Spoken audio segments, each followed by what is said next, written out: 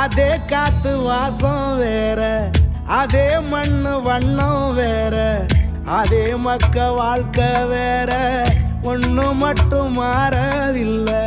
மத்த நாட்டு சுவையெல்லாமே ஒத்த வேலை உடைய போல, சுத்தமான நம்மூர் சுவையோ ஆத்தா தந்த உசுர போல.